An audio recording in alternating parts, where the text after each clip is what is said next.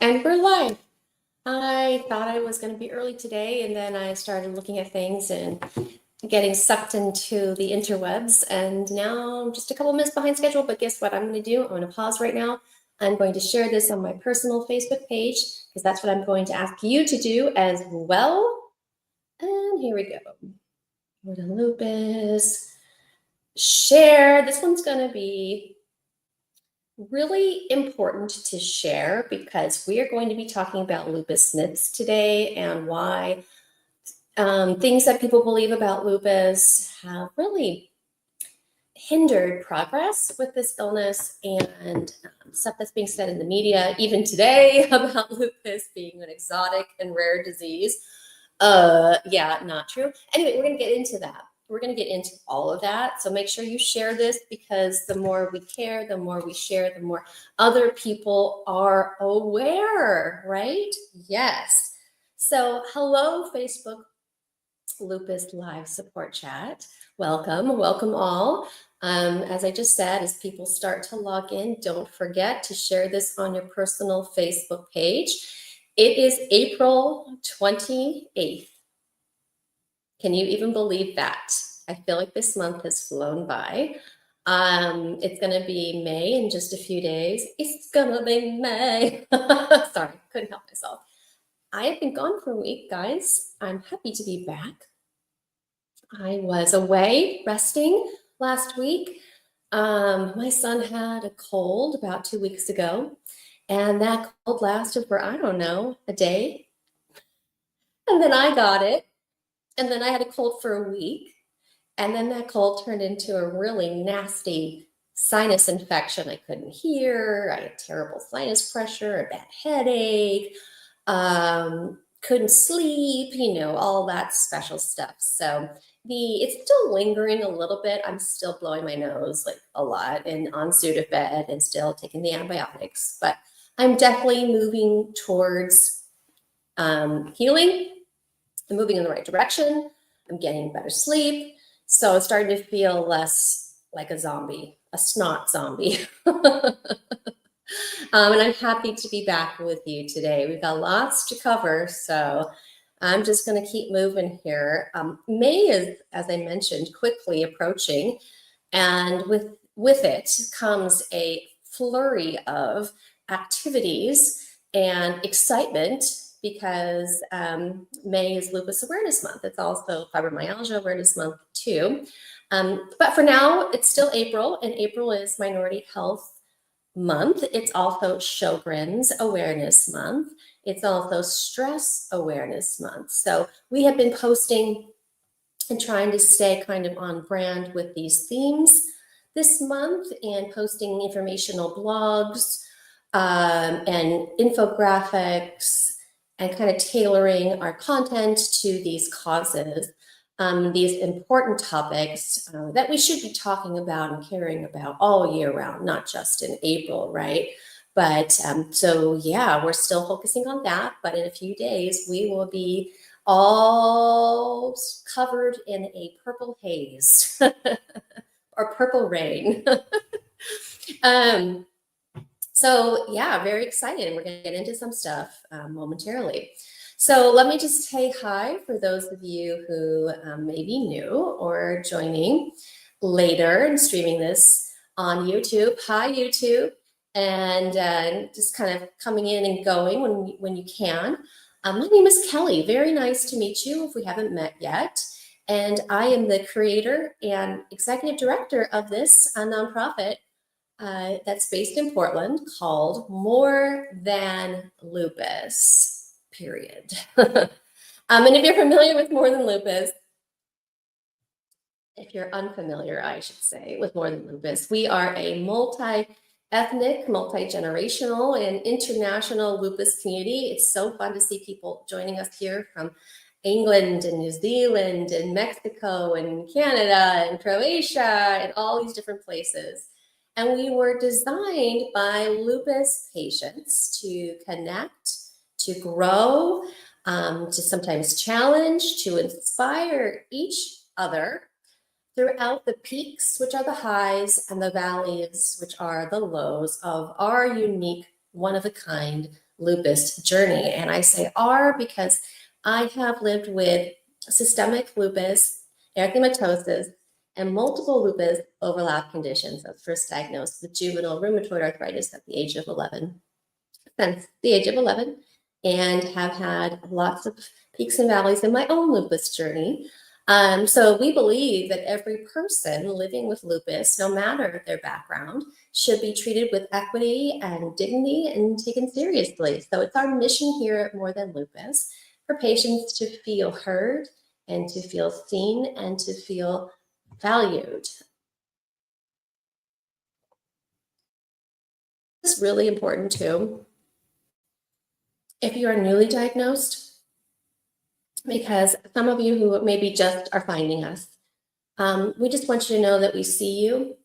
We understand how overwhelming this can be and how you may feel like you're at your wit's end and you don't feel like anyone takes you seriously or is listening to your concerns. And that is our mission. Our mission is to listen and for you to know that we get it. We take you seriously. You're not lazy. You're not crazy.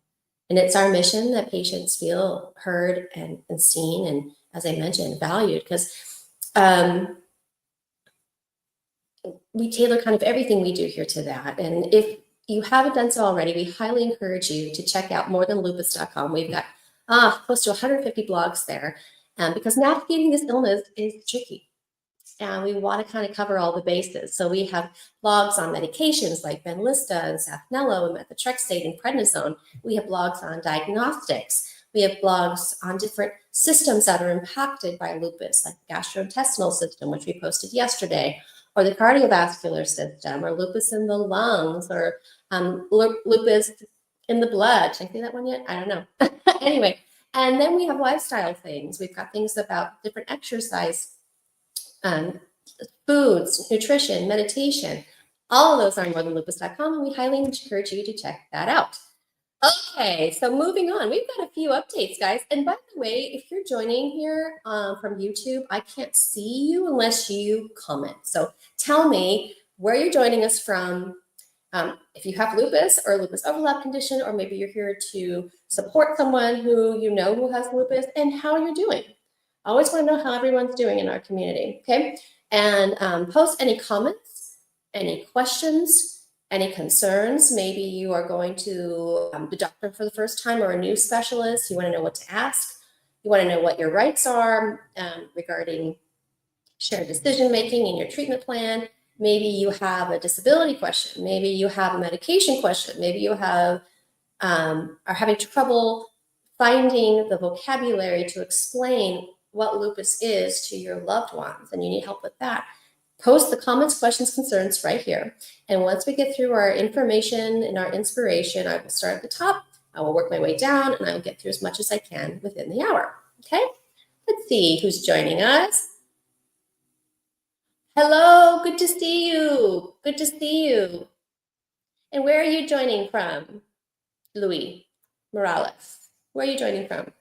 So we have a few updates.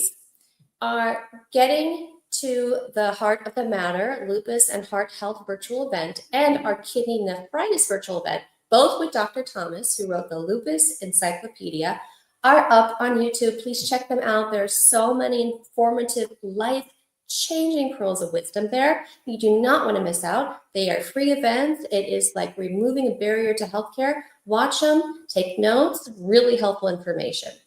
As I mentioned, May is just around the corner, which of course is our biggest month of the year, Lupus Awareness Month. So I have some exciting announcements. We will be having our 6th annual Take a Loop for Lupus fundraising and awareness walk happening Saturday, May 17th at Peninsula Park in North Portland. This is where we've had it the last 3 years, and we're excited to be back. We do a couple loops around the Rose Garden, and we do them at 10 a.m. before peak UV hours. So many of you who have photosensitivity due to your lupus can get out there before you start to feel a little woo with the sun. Yeah. We hope to have a really good turnout this year. We had a great turnout last year. We encourage you to bring your donation dollars. This is our biggest fundraising month of the year. And by golly, we need it. We need it more this year than ever. Unfortunately, all of our grants have been stopped. And a lot of lupus research is being stopped, and funding is being cut, and people are kind of tentative to give, and it is trickling down from these big nonprofits to the small ones like us, and it's really, really, really challenging. So if you want to help us continue to do the work that we're doing, then we need your support, and one of the ways you can do that is to show up for our events or to donate. Every dollar counts and every dollar matters. So that is Saturday, May 17th at Peninsula Park in North Portland. Really excited about our Take a Loop for Lupus walk, fundraising and awareness walk. Then the night before that, actually, on Friday, May 16th, we will be doing our Dance for a Cause fundraiser at the Edge Fitness in Wilsonville. And this was a blast. We did this a couple years ago, and my hope is to make it even bigger than before. Some of you may know that dance is a love of mine, and I took my first dance class, tap class, I think I was about 3 years old, and was very involved with dance throughout my grade school years until my pediatric systemic lupus and arthritis kicked in and took me from the dance floor to the hospital floor. And it's just a really good reminder that even when we have periods of varying mobility, it doesn't mean it's the end of us. And I have seen stages in my life where I am very mobile, and then I've had stages where I've been in a wheelchair and used arm bearing crutches and have had ankle flex orthodox and all these different stages. And when I can dance, I do dance because I love it so much. And this is the time where I'm going to take my passion for dance and combine it with my passion for advocacy. And I'm really, really excited. And Dr. Thomas, by the way, who wrote the Lupus Encyclopedia, says that dance fitness is the top recommendation for lupus patients in exercise because it helps not only with improving your bone health, your joint mobility, your muscle resistance training, but also like muscle conditioning. It helps with cognitive dysfunction as well because you're memorizing patterns.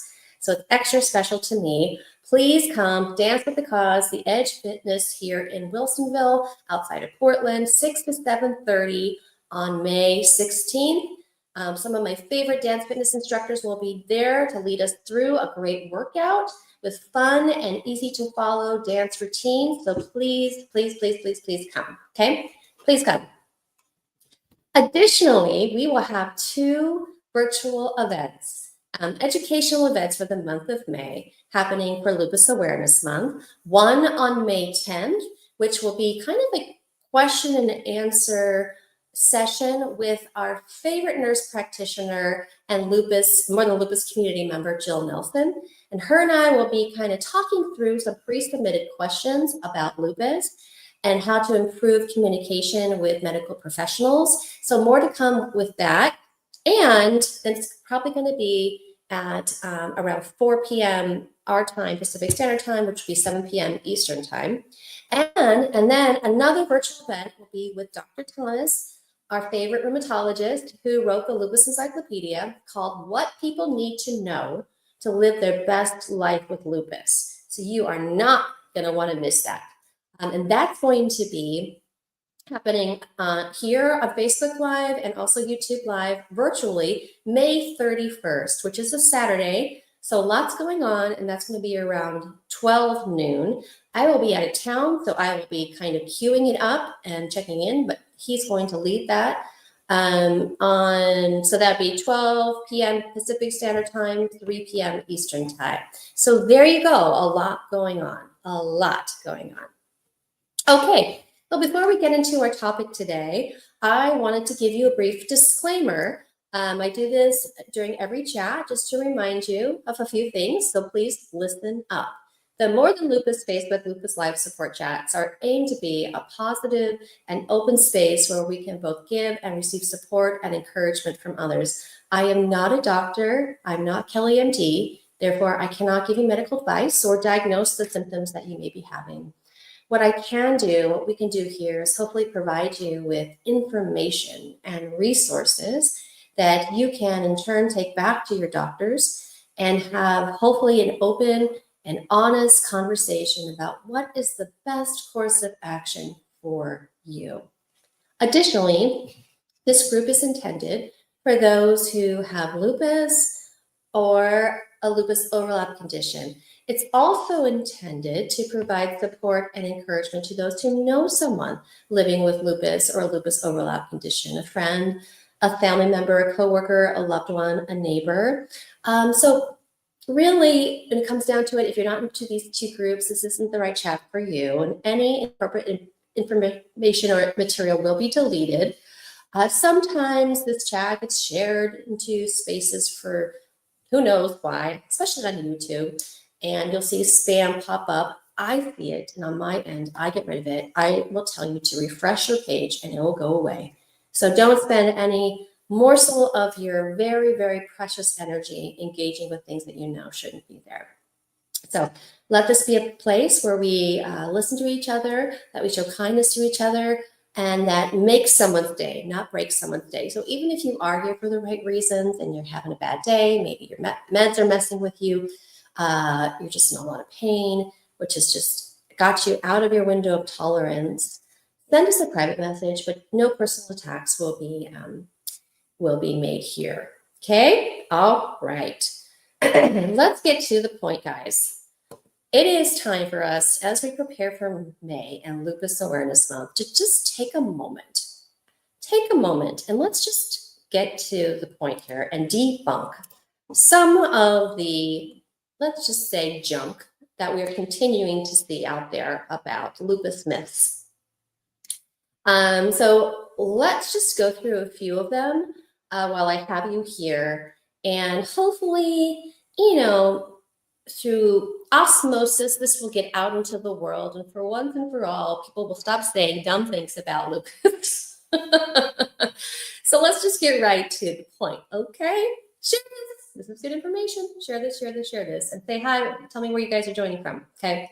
Lupus is a complex and ongoing, which means it's chronic, and unfortunately, potentially fatal, autoimmune disease, which means your own body is, your natural defense system is attacking your healthy cells by mistake.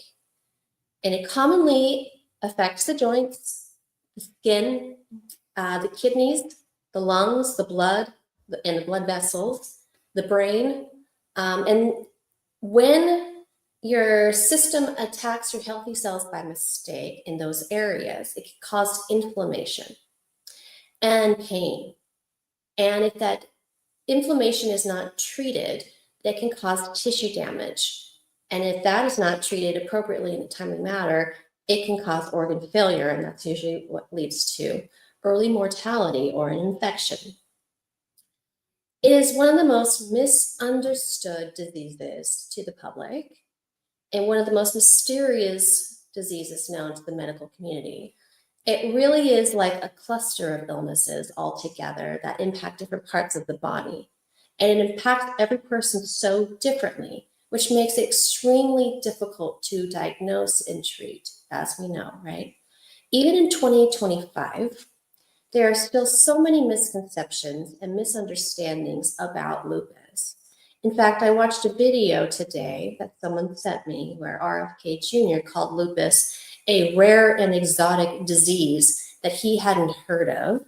Now, he was just talking like off the cuff, and I don't really know if he heard what he said and if he meant what he said and that he'd never heard of lupus before, but calling it an exotic disease is absolutely disgraceful. Ridiculous. So let's spend some time bringing some awareness to the disease by debunking some of the most common falsehoods about lupus, shall we? All right, number one, let's just start with the most obvious. Is it rare? Is it rare? Huh? What do you think, guys? Is it rare? Dun, dun, dun. Not true. Not true. Okay, so although 2/3 of Americans, yeah, 2/3 of Americans know little or nothing about lupus. Lupus is not classified as a rare disease. It's not. Hundreds of thousands of Americans have it. Millions live with it worldwide. 16,000 new people are diagnosed every year. And statistically, it is more common than cystic fibrosis, muscular dystrophy, multiple sclerosis, and leukemia combined. Let that settle in a little bit. It is, however, mistaken as a rare disease because of what I just said, because of the fact that it's very mysterious in the way that it impacts every person a little differently. That's what we call heterogeneity. That's a big word that you've heard me say, heterogeneity. It means that every person is impacted a little differently. And some patients that have unusual disease presentations, lupus is not considered a rare disease. It is a widespread disease. But the general public knows so little about it because lupus awareness lags behind so many other of these illnesses that I mentioned that are ironically less common. And I'm not saying that these illnesses do not deserve awareness and research and clinical trials and new medications. Absolutely not. I'm just saying we don't have to hurt one population to help another. We can do this. We can put money into an illness that potentially, when unraveled, could be a game changer for most autoimmune illnesses. So anyway, studies that were conducted, this is interesting, in the 1980s showed that lupus was actually even more common than previously realized, particularly in women. And after the American College of Rheumatology revised their criteria, which, by the way, that was a blog that I wrote not too long ago. In fact, let me just post it here so you can see it. When they revised, here we go, this criteria, which, by the way, is an, oopsies, careful, 11-point criteria that quantifies a lupus diagnosis along with a physical exam and medical history.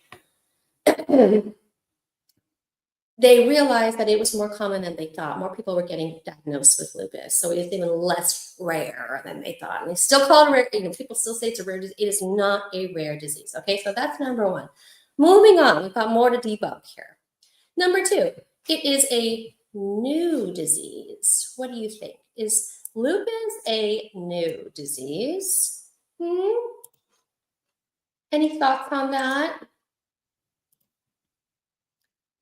Yeah, no, not true. Lupus is not a new disease. Lupus is not a 21st century disease, nor is it a 20th century disease. So let's do a little history lesson here, okay? Back in 1856, Austrian dermatologist Ferdinand von Hebra published the first illustrations of lupus in the Atlas of Skin Diseases. That was 1856, okay? Let's go back even further. Let's get in our DeLorean and go back even further. In Dr. Thomas's first Lupus Encyclopedia edition, in the first chapter, he talks about lupus history, and I love it so much. It's so great. He talks about a Peruvian mummy dating around 890 AD, 890 AD, of a 14-year-old girl was believed to have lupus, and it was documented and studied, making lupus a disease that has been around, as far as they know, since they could study human being fossils. And like the days of Vikings invading North America and Charlemagne's rule of the Roman Empire, they have known about this disease for hundreds and hundreds of years. Okay? Ironically, the 1920s, that wonderful era, began what researchers deem the modern age of lupus. Yeah, there's like classical and neoclassical, classical, and modern. Those are the three classifications. So modern era began in the 1920s. And in this period, many developments to research, like maybe they were thinking like what could cause discoid lupus, and some treatments for discoid lupus were starting to get in development, that's skin lupus. And in 1923, there was a pretty big event. And in 1948, when they classified the disease, and one of the biggest events in modern lupus history happened in 1948 at the Mayo Clinic, when the hematologist Malcolm Hargraves discovered the first lupus cell, and they could see it. Yeah. And in 1950, the Nobel Prize was awarded to scientists for the discovery of the effects of the use of corticosteroids, which is prednisone, steroids. And in 1951, the anti-malarial drug quinacrine, which then became Plaquenil, used to treat the drug, would significantly decrease mortality. So before that time, when lupus patients were diagnosed with lupus, they were given 2 years to live. 2 years to live. And then they win the Nobel Prize because they introduced steroids and Plaquenil into the picture, and now people, 80% the people would live. Okay, so it was a really big deal.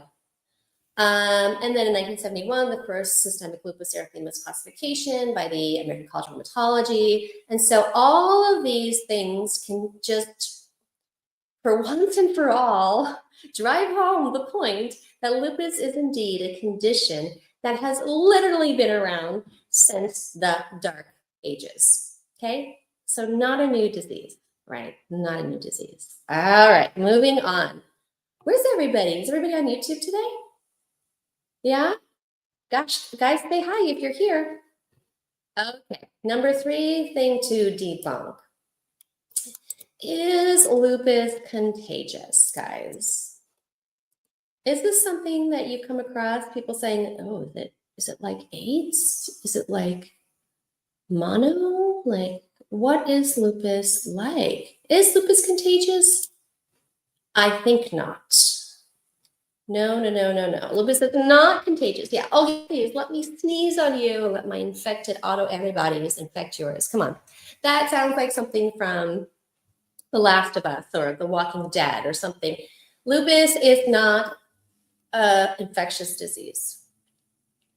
Lupus is an autoimmune disease. This means that our immune system, as I mentioned earlier, our natural defense system, cannot tell the difference between our healthy cells and our harmful cells in the body. And with lupus, the immune system goes into this hyperdrive, overactive attack mode and mistakenly attacks and destroys healthy cells by making autoantibodies that target the body's tissues. And there are dozens, I think there's over 200 types of autoantibodies that someone with lupus can have that attack different parts of the body. So yeah, not contagious. You cannot give it to someone. Now, when it comes to the predisposition to developing lupus, so it is considered a disease that's a combination of genetic predisposition and an environmental factor that comes into play that causes this genetic predisposition to come out. Usually it's a virus, a stressor, a trauma, a bacteria, massive hormonal shifts, things like that.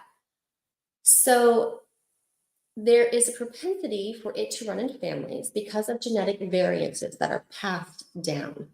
Now, the genetic variances will not express into disease manifestations unless there is that trigger, unless there is that Epstein-Barr virus that comes into play, unless there is that maybe the pregnancy that causes it to come out, or the trauma, or the exposure to this harmful toxin.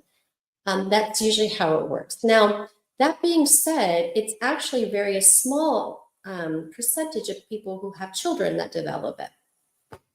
It can happen, but it's a small percentage. So it's not contagious. Can it be passed down? Potentially, but there's a lot that has to go into play for that to come out. Yep. Okay. So anyway, next time you were in an elevator with someone who thinks that you have lupus and you're contagious, just, step a little closer and just kidding. No, don't do that. Don't spread germs. I'm just joking. But yeah, no, lupus is not contagious. All right, moving on here, guys. Here's another good one. Lupus only affects women. Is that true? I think we have someone on here right now that would disagree, right? Is that true? What do you think, guys?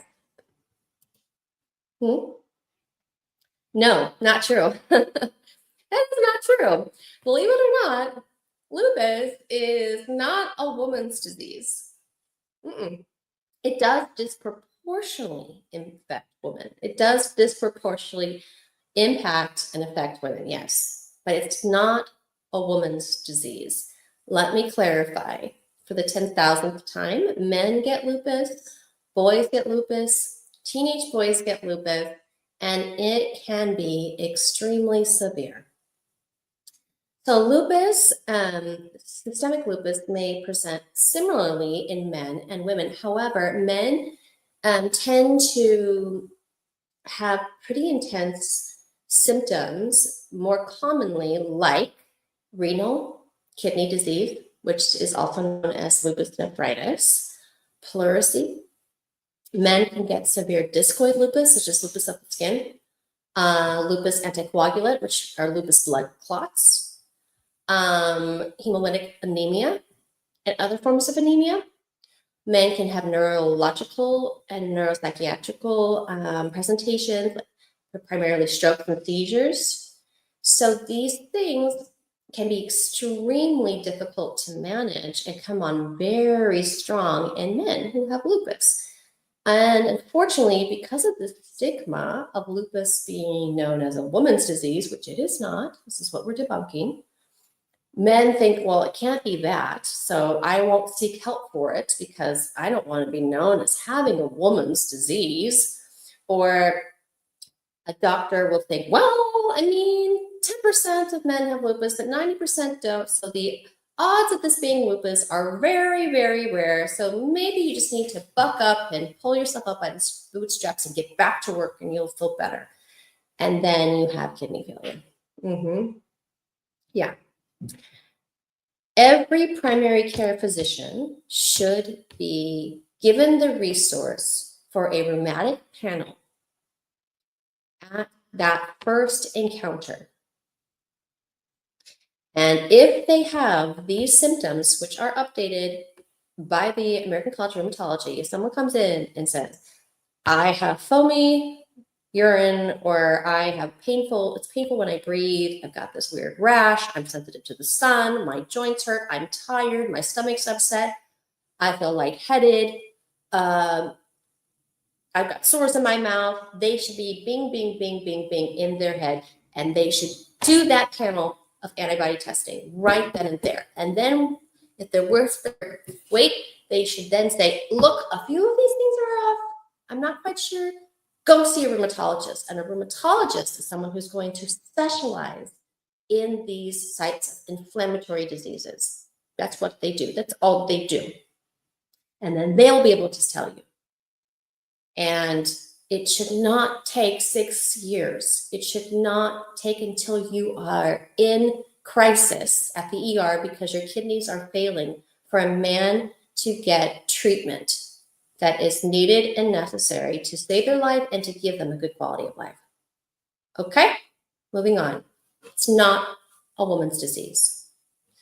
All right, here's another one. Does lupus go away? Oh, I've heard this one a lot lately with the CAR-T, right? Is lupus curable? Is it curable? Ooh, how do we feel about that word, guys? Unfortunately, not true. Okay, let me explain, because I know people are going to say, well, the CAR-T is making people's symptoms go away, and then it's not in their blood anymore. True. True, and we're very thankful for all of this research with different forms of treatments that are coming our way, okay? Hopefully they'll continue the research with all of the funding being pulled.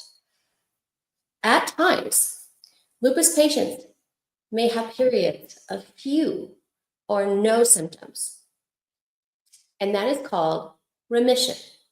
Remission. And that is wonderful.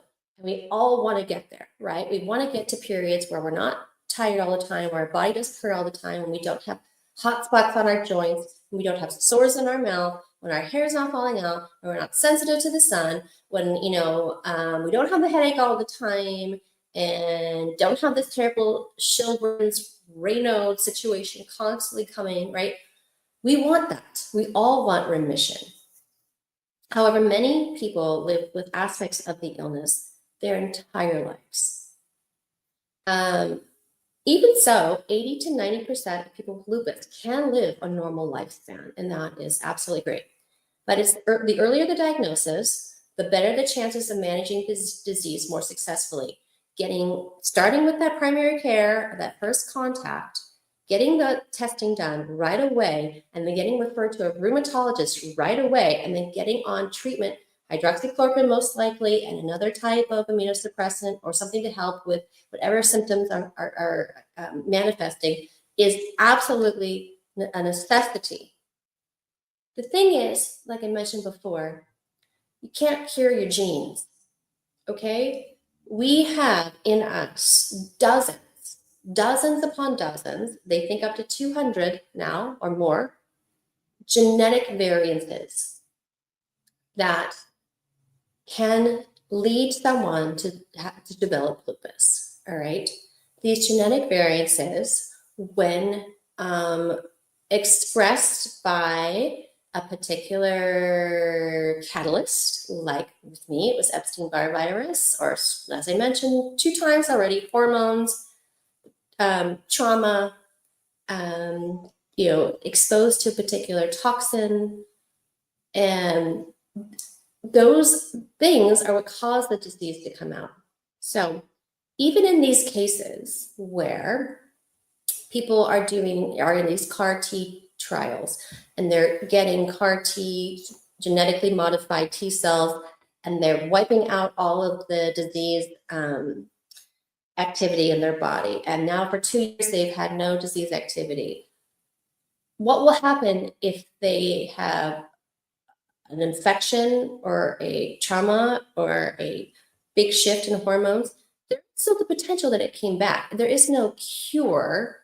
It's like a remission, just like someone with leukemia or, lymphoma. Remission. Yeah. It can come back, but you're in remission, and that is wonderful.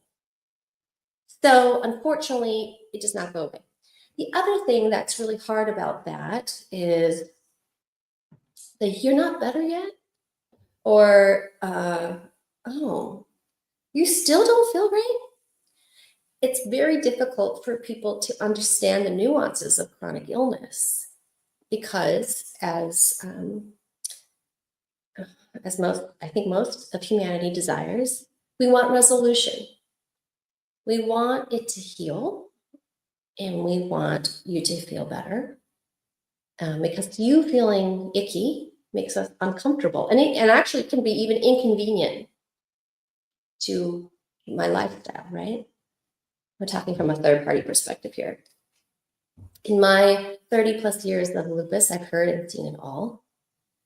I have felt like a burden many times. I have felt like I cannot please people because I can't give them the resolution that they so desperately want. I have felt like my presence of just living with a chronic illness makes other people aware of their own fragility, so they won't come to see me in the hospital. When I grew up, I was hospitalized a lot as a kid, and there was very few people who came. My mom came, even after working 2 jobs. My grandpa would come. when I was hospitalized, in Los Angeles. But people didn't come, and I wondered about that, and I couldn't figure that out for the longest time. And it's really not my job to figure out other people's stuff, but I do think I came to a conclusion that it wasn't about me, and that people are just so, in general, uncomfortable with disability and chronic illness in this country that is riddled with ableism, that even being around a hospital or around a sick person makes them so uncomfortable and so scared that they can't show compassion and just be there for somebody. So they want you to be fixed. A lot of it comes from a really good place of not wanting to see anyone suffer, but also comes from a place of not wanting to be uncomfortable. Yeah. So lupus is a part of you. It's a part of you. It doesn't have to be something you hate, too, though. And it doesn't have to be something that you are constantly trying to win the war over. The battle language is hard for me. My body is what my body is. And I think I'm at a point in my life where cure, no cure, I can't wait and hold my breath with my one precious life for people to be comfortable with it, but also for me to be comfortable with it. I want to love my body and who I am and how it is, just the way it is, with lupus. So something to think about. Okay, so guys, there are some lupus myths debunked for you. I hope you found that interesting. Maybe you can share a few of these and share this chat, please, because the more people you have the right information, hopefully they'll start to believe the old information less. Yes.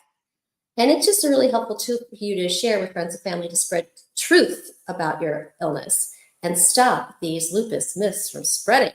And for more information on all of this, you can visit morethanlupus.com. Okay.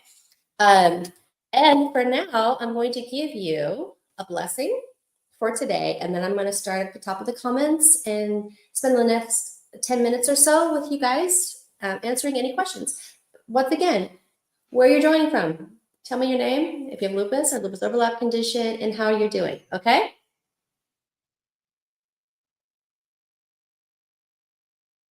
Okay, this is a gal, her name is Kate Bowler. I love her so much. And this is a blessing for when you suffer alone. And I'm just going to share this with you here. And you can check out her website because she's just awesome. Hi, Micah. Good to see you. Wait, is that how you say your name? Am I? I hope I didn't say that wrong. My apologies.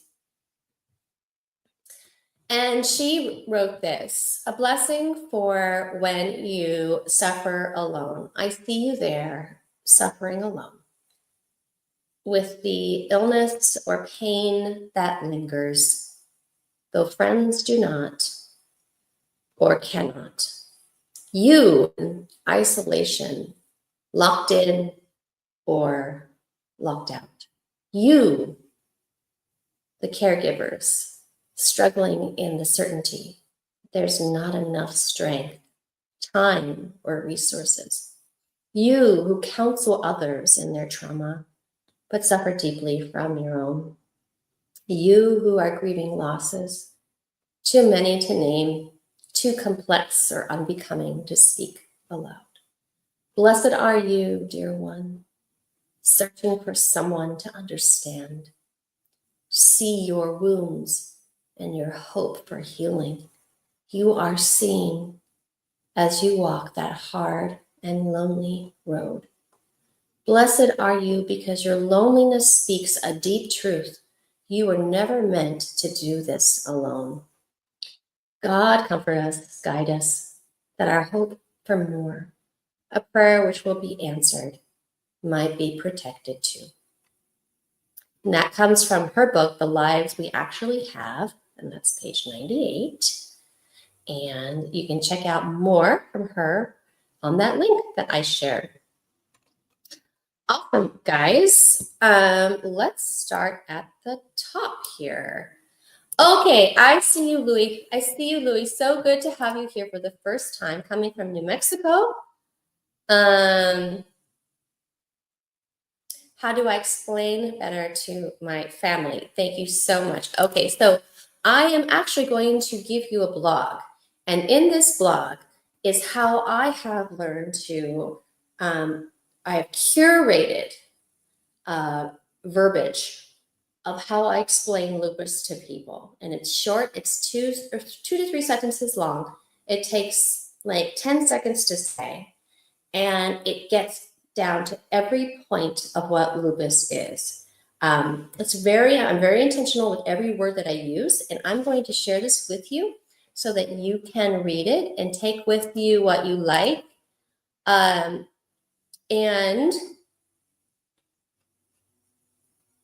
where did that go? Oh yeah, here it is. But I worked really hard on this because I wanted to give you guys a tool. And, you know, I can't say everything that has helped me in my 30 years will help you, but I will say with pretty utmost certainty that you will find something helpful in this to tailor to how you speak in your vernacular, to explain to your family and loved ones about lupus in a way that is direct, that doesn't sugarcoat it, that is intelligent and informative. Okay. So check out that link, Louie. You are so welcome. You're absolutely welcome. So, and also please check out morethanlupus.com, Louie. We have so many blogs there that are really helpful for people who are newly diagnosed with lupus. And then we've got Carrie here. Hi, Carrie. How are you? Carrie's joining us from Washington. We've got New Mexico, Washington, I think California, Oregon. Thank you, Carrie, for sharing. I really appreciate it. So Carrie said, it took 6 years and no one believed her about the illness. That is just unfortunately how many people find their diagnostic journey coming to pass. It is so unfortunate that a disease that is so common, that's been around since the Dark Ages, and that has been studied in various forms throughout history, cannot be a disease that deserves attention to be recognized.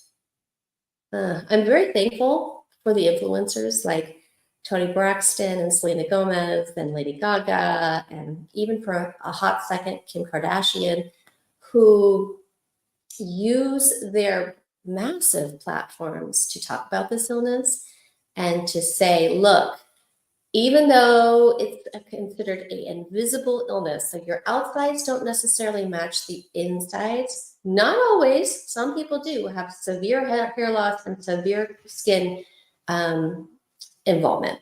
Most people don't have the traditional symptoms on the outside when they're really sick on the inside, or the disease is in multiple parts of their body on the inside. And so it can be incredibly confusing to people, even doctors, especially when you're like me and you have kind of a cheery disposition, and the doctor will say, hey, how are you doing? I'm like, oh, I'm great. My son's in Taekwondo. And I have to say, wait, well, no, I'm not, like I feel awful, but you know, because they'll write that in your chart. I'm great, feeling great, you know. So anyway, it can just really lead to some sloppy diagnostics and people waiting for years, or people being gaslighted and bypassed. So yeah, it can be very frustrating. We've got Marilyn here. She says, I've had lupus for 12 years now and in remission, but the fibromyalgia symptoms kill me.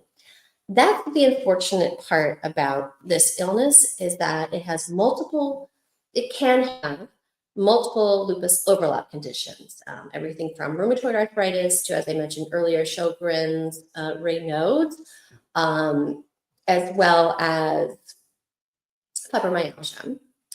And the way that fibromyalgia is treated is very differently than the way lupus is treated. And some doctors still have kind of a stigma about fibromyalgia not being a legitimate diagnosis deserving of medications and treatments and everything. I think that that's starting to finally go away. It's even now they're finding out that fibromyalgia may be autoimmune related, but fibromyalgia can cause a whole host of symptoms that can cause headaches and TMJ and fatigue. That's horrible. Not being able to sleep, neurological pain, widespread neurological pain, sending signals of overactive pain signals to your body. It can be really hard. And the medications that they use to treat it are usually like gabapentin and Lyrica. And they have a lot of side effects too that are not so great, right? So it can be really tricky. And I'm so sorry about that, Marilyn. I'm happy to have you here. So thankful you joined us today. Micah made it. Micah made it. Hello. So happy to see you here. So great to have you. And how are you doing, Micah? Really happy to have you. Guys, I want to remind you that this time next week, we will be in the throes of Lupus Awareness Month. It will be May 6th. No, May 5th. It'll be Cinco de Mayo. So we'll be starting with all of our Lupus Awareness Month infographics. We will be putting out lots of great blogs. We'll have our 2 educational virtual events, and then we'll have our 2 in-person events. And then I will collapse because I will be exhausted. And I've got so many other things going on in May. I can't even. Oh, my mom's here. Yay. Hello, Mom. She's joining from California. And Mike is joining from Texas. That's great. We got California, Texas, New Mexico. We have Oregon. We have Washington. And that's amazing. I don't know where, Maryland, where are you from? Anyway, I want to thank you again for joining today. Please share this chat so that other people can get this great information. Also be connected to all the things we're doing for Lupus Awareness Month. That will be right upon us here in a couple of days. If you are joining this chat late, please watch it from the beginning so you can hear all of our lupus myths debunked, and continue to come back for community and support. And we're so thankful that you joined us for today. I am going to step out now. It's been a pleasure to be with you for about an hour, and I will see you next time. Okay? All right, guys. Take care. See you then.